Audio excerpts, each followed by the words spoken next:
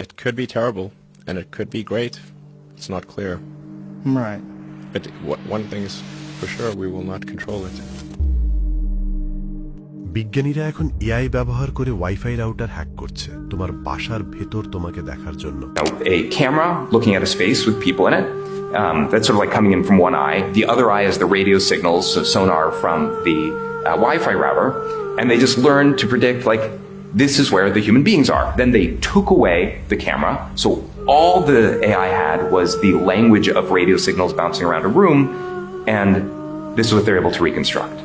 একদম ক্যামেরার মতো, কোনো ক্যামেরা না, কোনো মাইক্রোফোন না, শুধু ঘরের ভেতরে ঘুরে বেড়ানো অদৃশ্য ফ্রিকোয়েন্সি।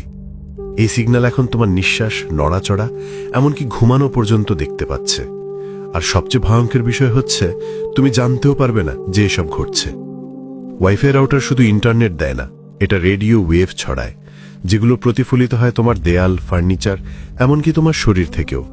তুমি যখন নড়ো, এমনকি সামান্যই, তখন এই ফ্রিকোয়েন্সিগুলোর প্যাটার্ন পাল্টে যায়, তারা বাঁকে যায়, ছড়িয়ে পড়ে, প্রতিফলিত হয় ভিন্নভাবে।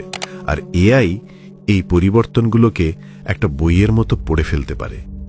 মেশিন লার্নিংয়ের অগ্রগতির কারণে বিজ্ঞানীরা এখন এমন মডেল ট্রেন করেছে যা ওয়াইফাই সিগন্যালের এই প্যাটার্ন থেকে তোমার অবস্থান, শরীরের ভঙ্গি, মুভমেন্ট সবই রিকনস্ট্রাক্ট করতে পারে, শুধু ওয়াইফাই ডেটা দিয়েই।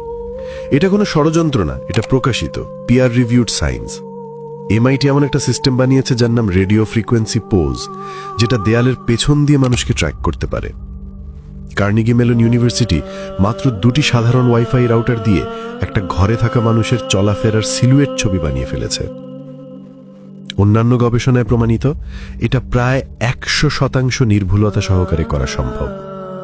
আপনি ইসরায়েলিদের আক্রমণের দিকে লক্ষ্য করলে বুঝতে পারবেন ওরা কিভাবে টার্গেটেড এরিয়াতে আক্রমণ করে নির্দিষ্ট কাউকে হত্যা করতে পারে। আবারও বলছি, ক্যামেরা দরকার নাই, শুধু তোমার ওয়াইফাই হলেই চলবে।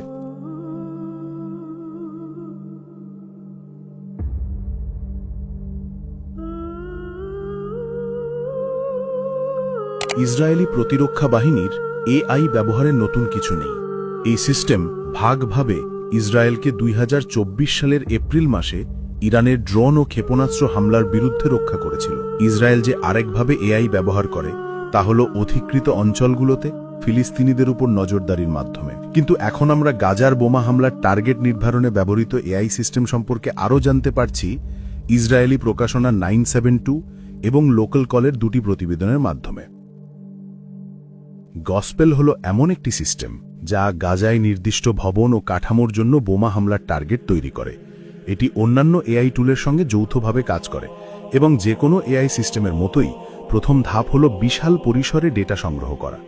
এই ক্ষেত্রে তা হল গাজায় ফিলিস্তিনি ও মিলিটেন্টদের অবস্থান সংক্রান্ত নজরদারি ও ঐতিহাসিক তথ্য। তৈরি হওয়া টার্গেটগুলো সাধারণত 4টি বিভাগে ভাগ করা হয়। প্রথমত ট্যাকটিক্যাল টার্গেট, যার মধ্যে সাধারণত সশস্ত্র মিলিটেন্ট সেল, অস্ত্রগুদাম, রকেট লঞ্চার এবং মিলিটেন্ট সদর দপ্তর অন্তর্ভুক্ত। এরপর রয়েছে আন্ডারগ্রাউন্ড টার্গেট, প্রধানত এমন টানেল যা নাগরিকদের বাড়ির নিচে অবস্থান করে। তৃতীয় বিভাগটি হল হামাস বা ইসলামিক জিহাদের সদস্যদের পারিবারিক বাড়ি। আর শেষ বিভাগটি হল এমন টার্গেট যেগুলো সরাসরি সামরিক না, বিশেষ করে আবাসিক এবং বহুতল ভবন যেখানে ডজন ডজন বেসামরিক মানুষ থাকে। আইডিএফ এগুলোকে পাওয়ার টার্গেটস বলে। ডেটা সংগঠিত হয়ে গেলে তা গসপেল নামক তৃতীয় স্তরের মধ্যে দিয়ে যায়। এই সিস্টেম গাজায় মানুষের চেয়ে দ্রুত গতিতে টার্গেট তৈরি করতে পারে এবং যুদ্ধের প্রথম 5 দিনের মধ্যেই সব চিহ্নিত টার্গেটের অর্ধেক ছিল পাওয়ার টার্গেট শ্রেণীর। 972কে দেওয়া বক্তব্যে বহু সূত্র বলেছে পাওয়ার টার্গেটস ব্যবহারের উদ্দেশ্য হল হামাসের উপর বেসামরিক চাপ সৃষ্টি করা। হেবার বাড়ি সম্ভবত গসপেল সিস্টেমের বাছাই করা পাওয়ার টার্গেটসের একটি ছিল। গসপেল তদন্তের কয়েক মাস পরে 972 আরও একটি গোপন এবং অস্পষ্ট এআই সিস্টেম উন্মোচন করে, যেটি ব্যক্তি টার্গেট করার জন্য নির্মিত। এর নাম ল্যাভেন্ডার। ইসরায়েল হামাস যুদ্ধ শুরুর সময় ল্যাভেন্ডার ঐতিহাসিক তথ্য ও নজরদারি ব্যবহার করে প্রায় 37,000 হামাস ও ইসলামিক জিহাদ সদস্যের টার্গেট তৈরি করেছিল। 972কে সূত্রগুলো বলেছে এই টার্গেটগুলোর প্রায় 10% প্রায়ই ভুল হয়, কিন্তু এমনকি যে 90% টার্গেট সঠিক বলে ধরে নেওয়া হয় সেখানেও ইসরায়েল প্রথমবারের মতো হামাস সদস্যের সংখ্যা প্রসারিত করেছে।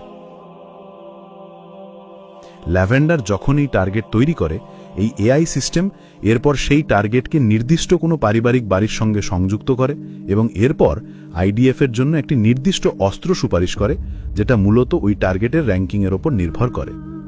সূত্রগুলো সাংবাদিকদের জানিয়েছে, ল্যাভেন্ডার যেসব জুনিয়র হামাস সদস্যকে চিহ্নিত করেছিল তাদের ক্ষেত্রে প্রতি একজন টার্গেটের সঙ্গে 15 থেকে 20 জন বেসামরিক লোক নিহত হওয়া অনুমোদনযোগ্য ধরা হতো।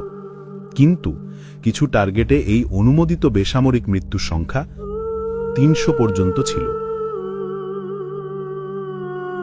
দ্য গার্ডিয়ানকে দেওয়া এক বিবৃতিতে ইসরায়েল সরাসরি অস্বীকার করেছে যে তারা লক্ষ মানুষকে বাড়িতে হত্যা করার কোনো নীতি অনুসরণ করে এবং জোর দিয়েছে যে টার্গেট চূড়ান্ত করার আগে মানব বিশ্লেষকদের দ্বারা স্বতন্ত্র মূল্যায়ন চালানো আবশ্যক। এতেই আমরা এই দুই প্রক্রিয়ার শেষ ধাপে পৌঁছাই, মানব অনুমোদন। 972-কে দেওয়া সূত্রগুলো বলেছে, ল্যাভেন্ডার যে জুনিয়র সন্দেহভাজন মিলিটেন্টদের বাড়ি বোমা মারার জন্য টার্গেট করে, তার আগে একমাত্র মানব তদারক ছিল এআই সিস্টেম যে টার্গেট নির্বাচন করেছে সে পুরুষ কিনা তা যাচাই করা। 2023 সালের নভেম্বরে যুক্তরাষ্ট্র যুদ্ধক্ষেত্রে এআই ব্যবহারের একটি আন্তর্জাতিক নীতিমালা প্রকাশ করে, যাতে 50টিরও বেশি দেশ স্বাক্ষর করে। কিন্তু ইসরায়েল এই চুক্তিতে স্বাক্ষর করেনি।